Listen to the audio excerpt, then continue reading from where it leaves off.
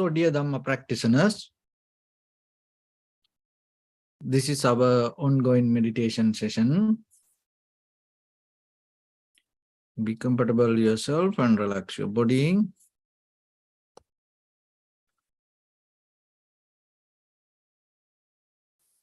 So once we get connected with our other students, we're ready to start the session for today.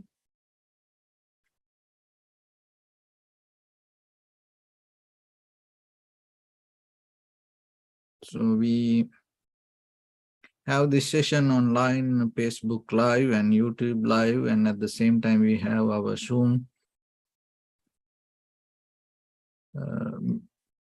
meditation group. Join with us.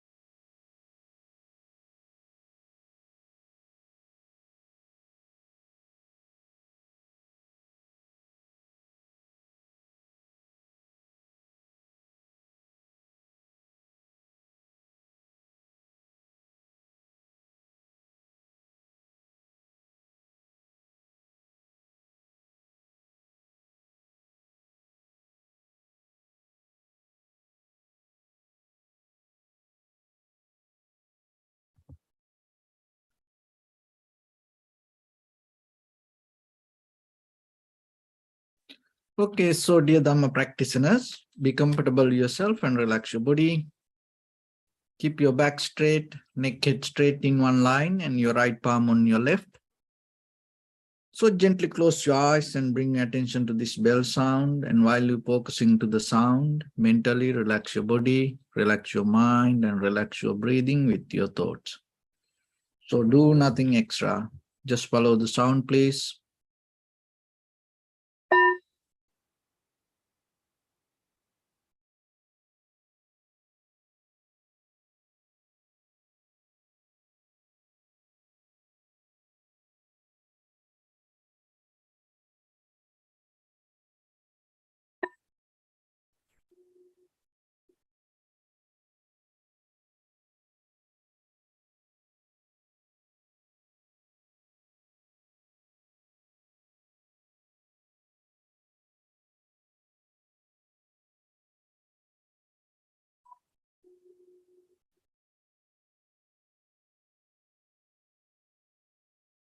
Namo tassa bhagavato arahato samma sambuddhassa. Namo tassa bhagavato arahato samma sambuddhassa. Namo tassa bhagavato arahato samma sambuddhassa. Homage to the Blessed One, the Exalted One, the fully enlightened One. So, dear Dhamma practitioners, before we start our practice session, as usual, we'll take few minutes for ourselves to understand how this practice can help for us to develop our inner clarity. So always you have to remember, you should not look for something else to build up your life. You have to, in the very first level, you have to use that what you have or what you know to build your life. So that should be the building block from the beginning. And then once you start to build that, on the top of the knowledge that or the wisdom that you already have within yourself, and then you can bring the wisdom from outside. So it is a skill. Using and observing, recognizing, get the best out of who you are is a skill. So then always you have to remember, when it comes to practice, we brush up ourselves. We bring the clarity to ourselves, not bringing something from outside, but releasing that all the unnecessary things from our inside. So then when it comes to our thought patterns, our own mind, as you know, sometimes it is a good servant and sometimes it can become a bad master. So once upon a time, there was a king and he needed an advisor. And always the ministers, people always ask, and because the king was a little bit young, and everybody asked, who is your advisor? Who is your advisor? Because this king was so aggressive, very egocentric. You know, he not listening to anybody. And then he thought, rather than saying I don't have any advisor, it is better I should keep someone just for the name. So then he start to look all the wise people in the country. And there was a very old person and not that much physical energy. And it was not that much famous. Then he thought, oh, it is better I hire that person, because then I can do whatever I want, and at the same time I can show him as my advisor. I have some recognition on the top of him. So then what he did? He hired this advisor and told from the beginning, the very first day, oh, you remember, I am the king. You work for me. You are a servant of me.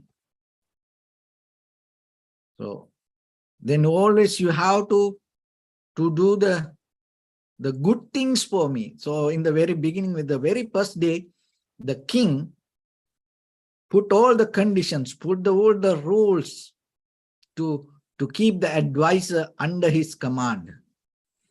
So the advisor, accepted that, and it was a very, great privilege for him to be with the king. And that day in the evening, as a welcome party for this advisor, now he need to announce this, he have an advisor. So he had the dinner party, and the now king sit in the big chair, and the very next to him he had this very old advisor. He was not that much recognized by people, but somehow somebody told he's a intelligence person. And then now the king start to eat, and the advisor start to eat, everybody eating, and so then there was a one vegetable. Just imagine, like beans. So the king close to the advisor and told, these beans very healthy. It is good for the body. So the king was trying to, make him feel good about the dinner, that when the king was trying to show that we take care and we, think about food and the people, or kind of like that. So advisors, oh yeah, okay, good. Yeah, I heard about that. And then while they eating,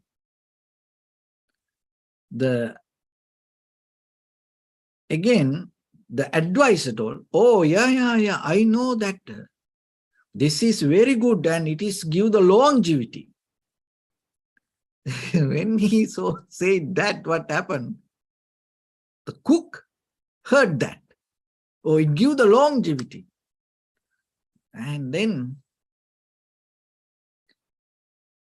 the very next day, for the king, he prepared that bean. And that day also the advisor appreciate this bean, telling, oh, this is very energized, it gives the longevity, it gives the good health, and it gives the very nice skin color, so like that. And now cook, the chef heard that this thing, and he cook every day for the king, because we say, for the king, everybody wished to long live the king, and he prepared every day. And for the third day, the beans came to that table, dinner table. And that day also the advisor, appreciate that, telling, oh, this is a very good, And the fourth day, so now what happened? The king start to get tired about the beans. So after 1 week, like, and king was so mad, because now for every day he's keep eating this. He got so mad, and what he did, he throw the plate, and the advisor also throw the plate, and then the advisor told that day, remember, I am your follower, I am your servant, I appreciate you. I don't care whatever, that was our agreement. I don't care what is right or wrong. So you told me to, follow you, help you, and appreciate you, So I just keep doing that. So whatever you say, I have to appreciate that. So like that, our mind the same. Our thoughts the same. We have all inner desires, greediness, or the hatred, or the anger, or the delusion, or the passion, or any kind of emotions. And we are so smart to manipulate all the dharma, all the method, all the teachings, and again empower the same thing inside us. So that is what this conventional life most of time. So then we have to understand how far we have to keep doing this. There is no end. But still we have a chance, we have an opportunity to look into ourselves. And now you have an opportunity to see the Dharma. So Dharma is the pure nature, the very organic nature of this everything. And if you are capable to recognize that and accept it and be with it, and what will happen? So by the time it will help you to get into the real wisdom. So the meditation is a method. Meditation is a one path that you take your deeper inner understanding to experience that, the reality.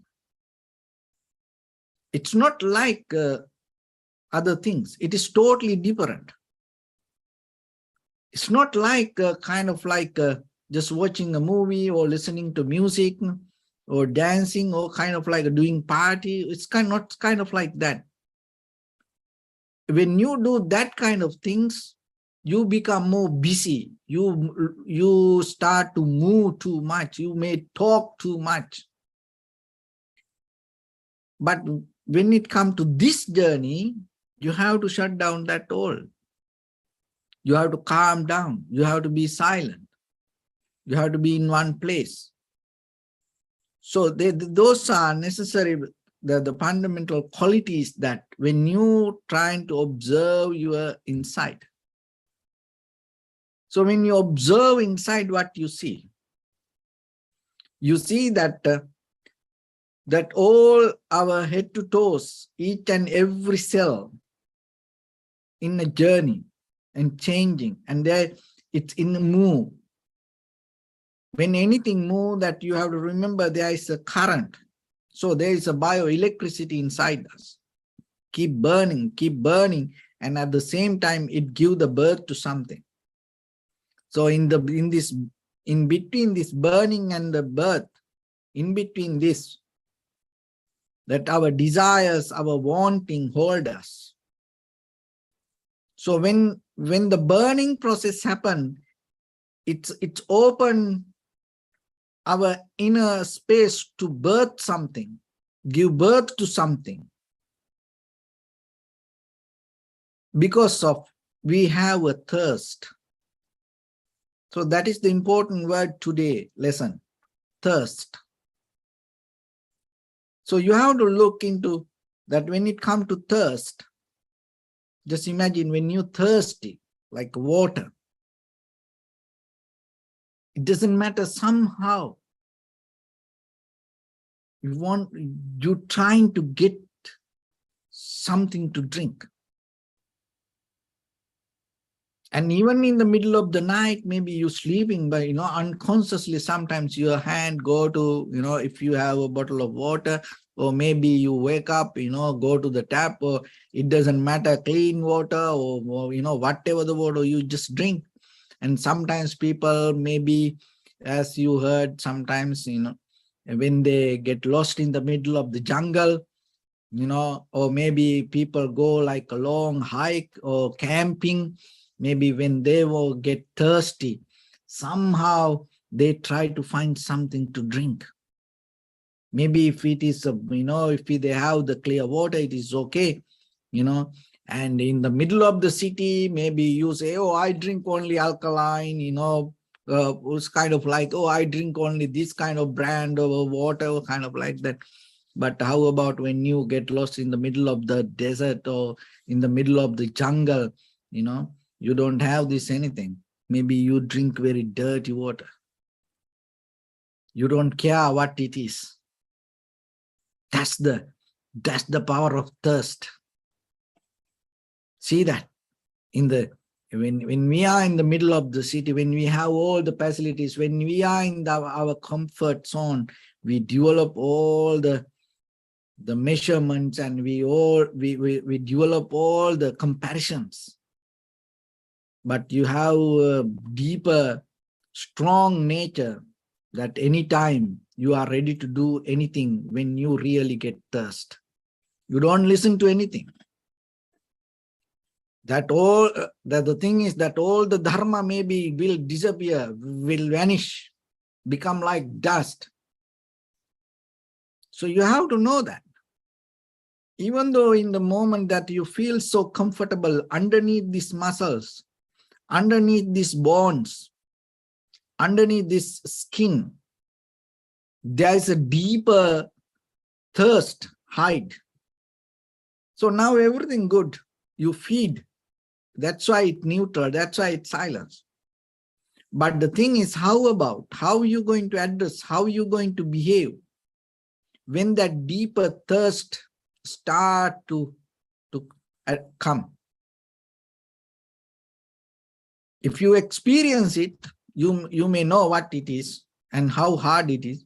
If you don't experience yet, remember there is something like that.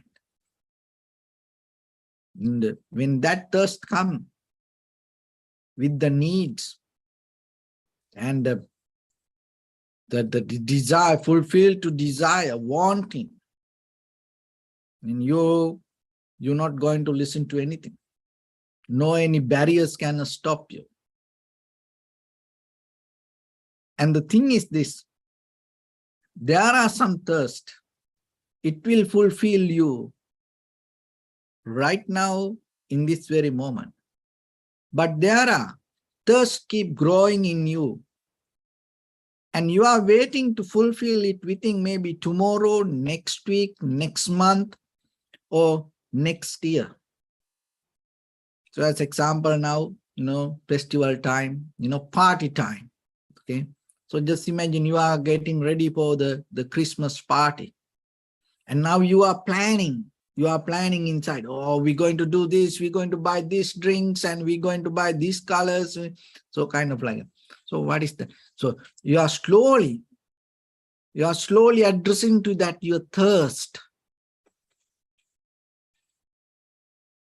And so by the time what will happen, when the day come very closer, your thirst is going to become so strong, so strong, so strong. And then, so, and the new year come, and then after new year, you start to planning, oh, I'm going to do this, I'm going to do that, I'm going to buy this. And then, so what is that? You're developing the thirst. So what is then this nature means? What you have to understand, this nature means you. Don't look that nature is something else, I am somebody else. No, you are the nature. So that's why I said, know thyself. Understand who you are. Understand what is happening in you. So once you understand what is happening in you, you will recognize that is what happening to all the human beings. In the ancient time to today, and whoever around you, that's what happening to all these human beings. And then in the future, that is what going to happen to all the human beings, whatever happening in you. No any difference. So then that is how then it going to become a wisdom, and how it will help you to attain to the Nibbana. Because once you know this is the nature of human life, you come to the completion of this human experience. And that will help you to stop the journey. Because just imagine, oh, I want to become a human being again, and maybe you're dreaming in the next life, in the, another life, to become somebody. But after you become somebody, this is what you experience. There's nothing else. With your eye, ear, nose, tongue, body, mind, form, feeling, perception, volition, and recognition. That is it. That's all. That is, beyond that, there is nothing. So then if you understand that what you experience, it's moment by moment, disappearing, changing. And whatever you hear in this very moment, it's already disappearing. And the listener, and even the myself, I am. So I also can't repeat, can't say one thing twice the same. I totally going to become a different person. And you are, whatever you hear, you also become a different person. And this all the machines, this everything completely becomes something new. And that's why out of the computer and if you use the internet, then end of the session you will see how many bytes, megabytes that you burn, or the electricity. So how much electricity you burn, how much energy you spend, and yourself, how long you spend for this session. What does that mean? That you calculate the change. There's nothing else. So whatever, then it come deeper, there is a wisdom come to whatever you achieve. There is no kind of like a complete, independent, unchangeable, concrete place you can achieve. Because your life itself means a production of change. So using that life, you can't gain any kind of unchangeable things. Beyond this, that when it comes to this outside world, this everything, electron, neutron, protons, and then out of the beyond that quarks. So then when it comes to the Dharma, heat, motion, liquidity, and hardness, 4 elements, fundamental elements of this entire everything. So everything means the outside world and ourselves. So outside, whatever you see as your eye object, listen this very carefully, try to be with me. Whatever you see with your eye object, it came out of the heat, motion, liquidity, and hardness. There's nothing else. And it's always change. With your ear, whatever you hear, always manifest out of the heat, motion, liquidity, and hardness. And with your nose, whatever you smell, any aroma, came out of heat, motion, liquidity, and hardness. Tongue, any sensation, taste, came out of heat, motion, liquidity, and hardness. The body, any feelings arise in this body or the body object, came out of the heat, motion, liquidity, and hardness. The mind or the thoughts. So you can keep it for a moment. So this eye, ear, nose, tongue, body, that we take that connection to this outside world. So whatever the object related to this subject came out of heat, motion, liquidity, and hardness. There's nothing else. So then if anything came out of heat, motion, liquidity, and hardness, that means it changed. Why? Because the heat itself changing, the heat happened out of the, if you take a heat, part of the heat and examine in the middle of that heat, you again see the motion, liquidity, and hardness. If you take the hardness, you see the heat, motion, and liquidity. So kind of like that. So there is no kind of like you can separate something, the fundamental quality, you can't separate. It's all together. And everything has one thing similar, change. That is what keep everything together, change. Because everything change when because of that everything together.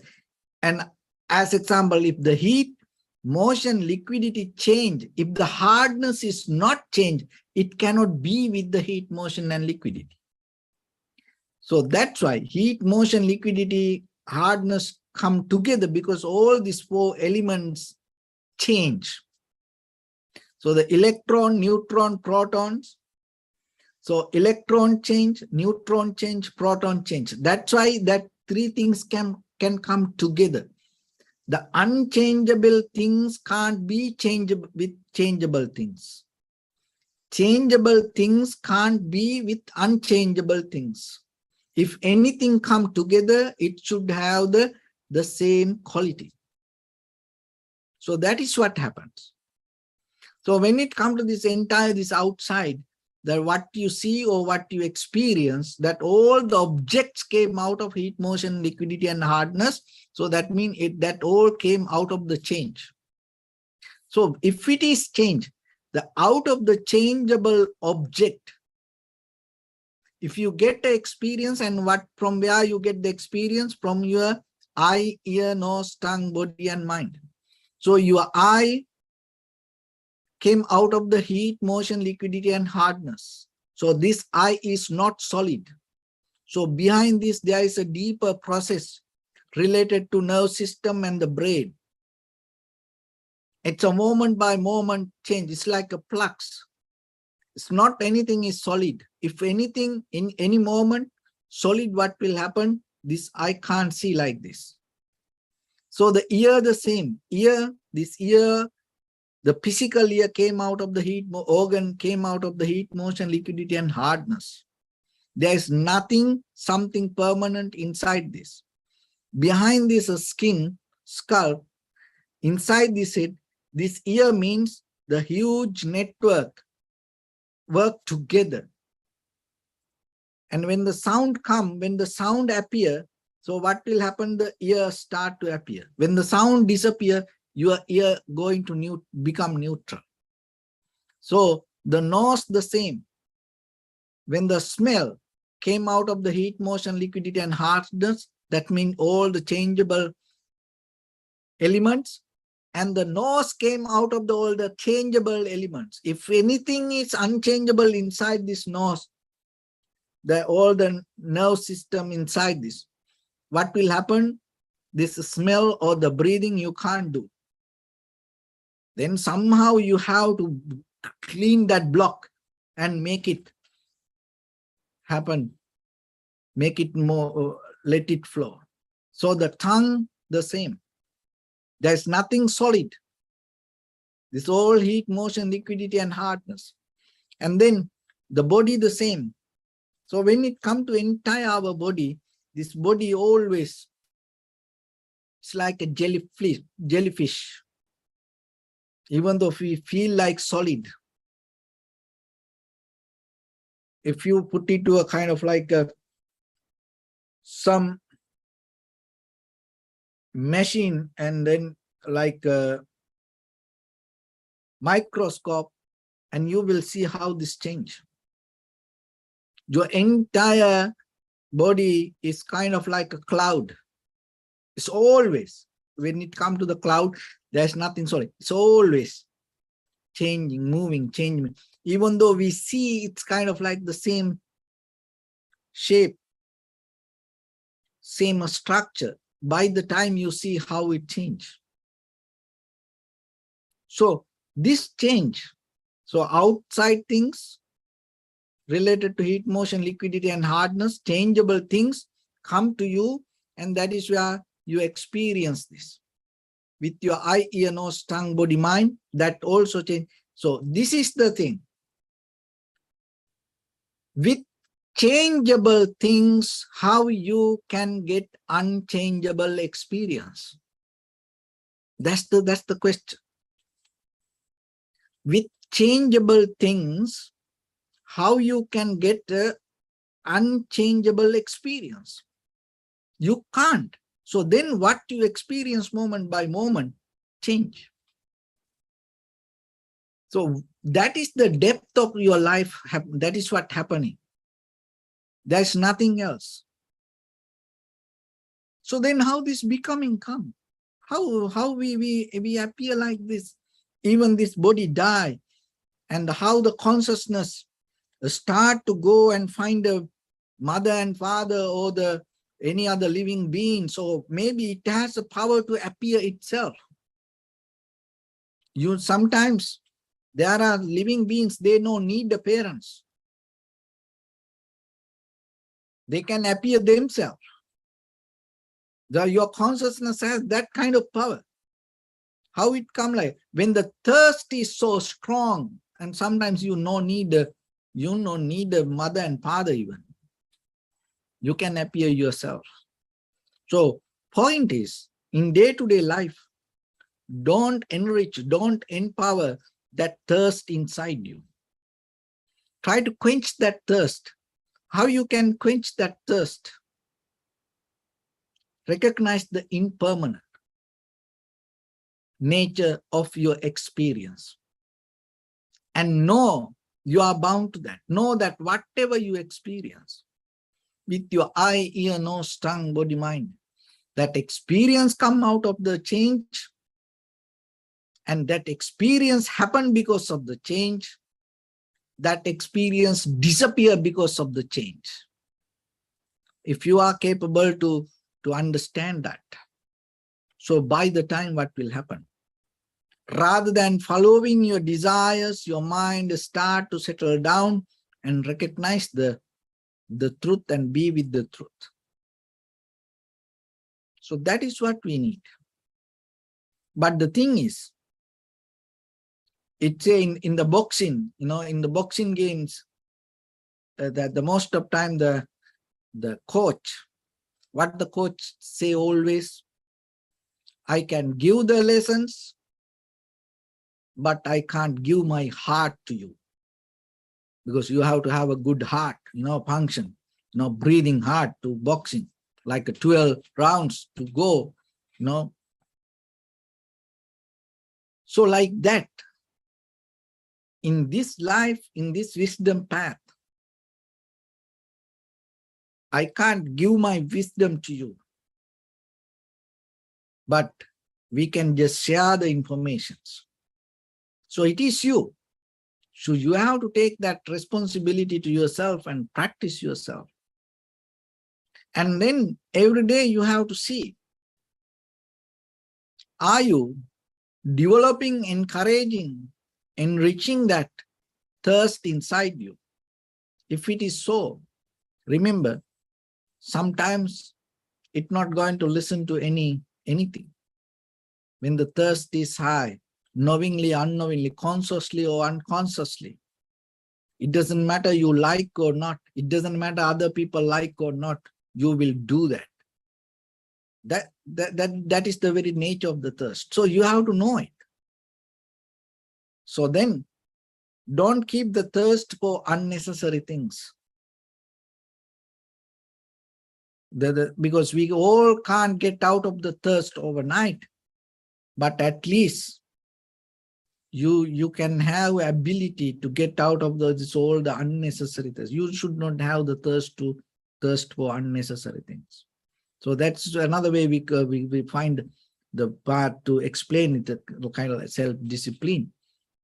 But this is more, it is not a kind of, oh, I don't do this, or it's kind of like, it is not like that self-discipline here. This is a deeply you observe and recognize the nature.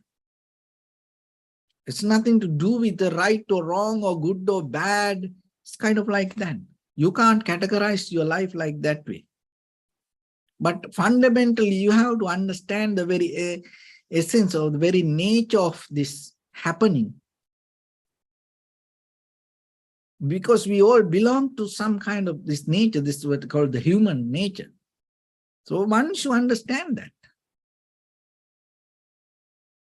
You are capable to slowly get out of it, like the lotus flower. You know, it's come from the mud. It's go through the water, but it has ability to stay above the water. So you are the same. You came because of the thirst. You lived through the thirst. But there's another thing. You can go beyond this thirst and you can live a life without the thirst. Just imagine how peaceful if you can go to sleep without any thirst in you. How beautiful when you wake up if there is no thirst in you. How beautiful when you see something if you don't have a thirst. How beautiful, how peaceful when you hear something if you don't have a thirst. How calm when you smell something if it doesn't have a thirst. How safety when you have a conversation with somebody if that other person doesn't have a thirst about you. When we associate people, you know, when we be with people, how about that other people feel so comfortable and you don't have a thirst about others? And when it comes to mind, you observe your primary mental object without any thirst. And that is where you find the deeper tranquility state. And that is where you find your transformation, your liberation, your ultimate bliss of Nibbana within yourself in this very moment, right now, right here. So samsara means what? Another way? The thirst. So look into that. So with that, let's get into practice a little bit now. So your right palm on your left and neck head straight in one line and be comfortable with your posture.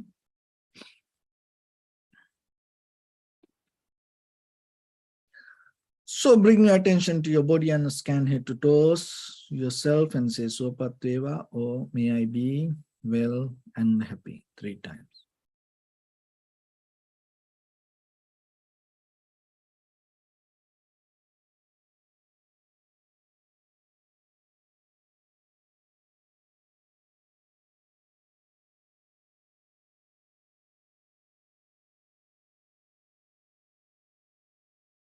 Take a moment and think. We gathered here in this moment, practice this ancient meditation technique.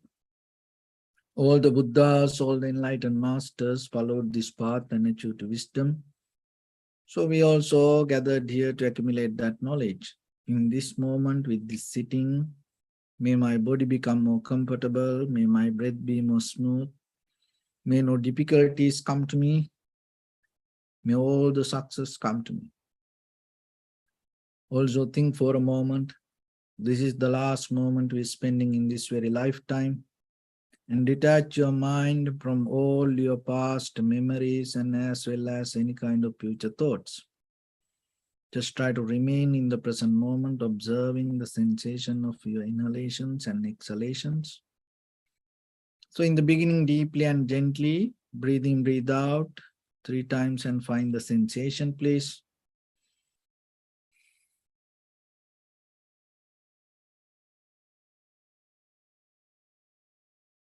And allow your inhalations, exhalations happen itself. So when it happens through the sensation, recognize it.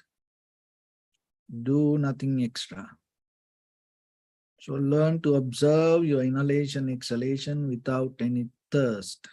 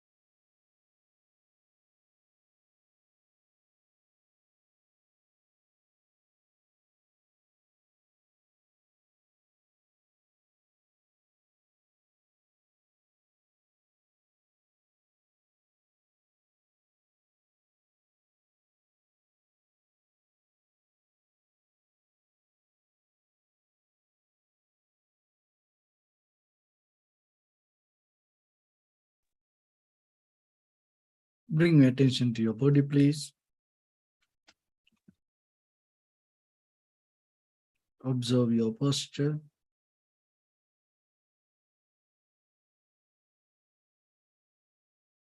We cultivate loving kindness and compassion in our heart and radiate it as a light through entire your compound, village, city, state, country, world, around this universe.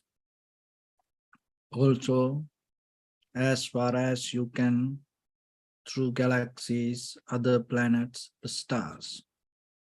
Reminding yourself like this, with clear intention, mentally repeat after me. May all living beings in this universe be well and happy.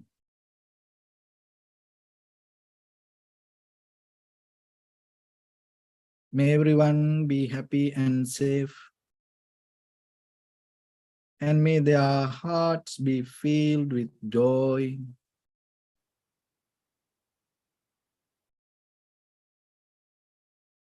May all living beings live in security and in peace.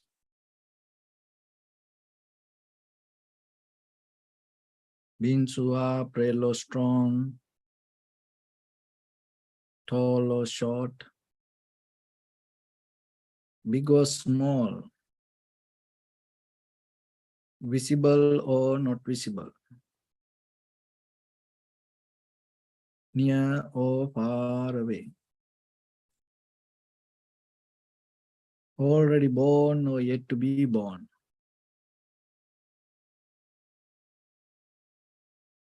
May all of them dwell in perfect tranquility. Let no one do harm to anyone. Let no one put the life of anyone in danger. Let no one out of anger or ill will wish anyone any harm.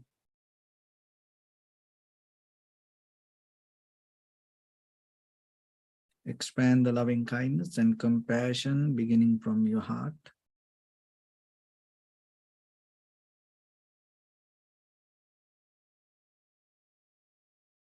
Forward. Visualize yourself and send it as a light.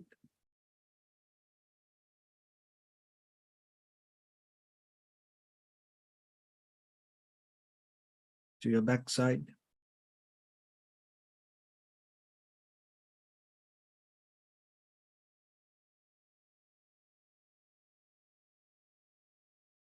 To your left side.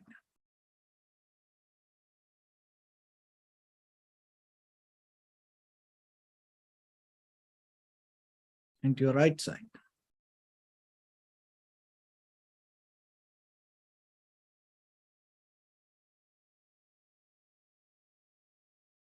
Downward.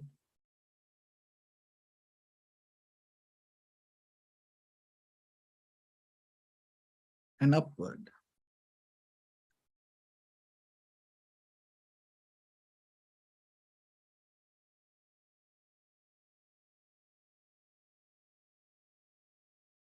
To all 6 directions at once. Like the moon, the sun, spread the light, spread the energy, without any condition, without any limitation, without any resistance or without any judgment. Let your heart to shine with the loving kindness and compassion from the bottom of it, with the maximum effort to the highest, wishing yourself, may all living beings in this universe be well and happy.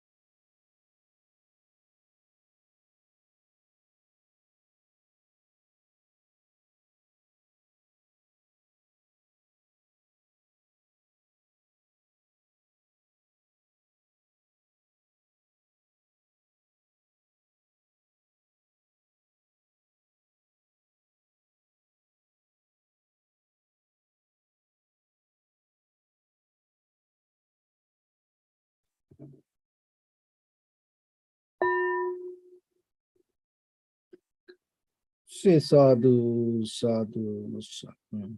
So first of all, we offer this practice to the great qualities of the Buddha, Dhamma and the Sangha. And also by the power of this meritorious deed, may all of us attain to the supreme bliss of Nibbana. May all your guardian angels and deities will receive these merits and increase their longevity and protect all of you from any kind of planetary influences or any ill effects. Ittavata cha ammihi sampadang punya sampadang sabbe deva anumodantu sabba sampatti siddhya sabbe bhuta anumodantu sabba sampatti siddhya sabbe satta anumodantu sabba sampatti siddhya Imaya Dhamma Anudhamma Patipattiya Buddhang Pujemi Dhammang Pujemi Sanghang Pujemi Attaya Imaya Patipattiya Jati Jara Vyadi Maranam Ha Paribundisami Idamme Punya Kammang Asavakkaya Vahang Hotu Sabba Dukkha Pamunchatu. Bless you.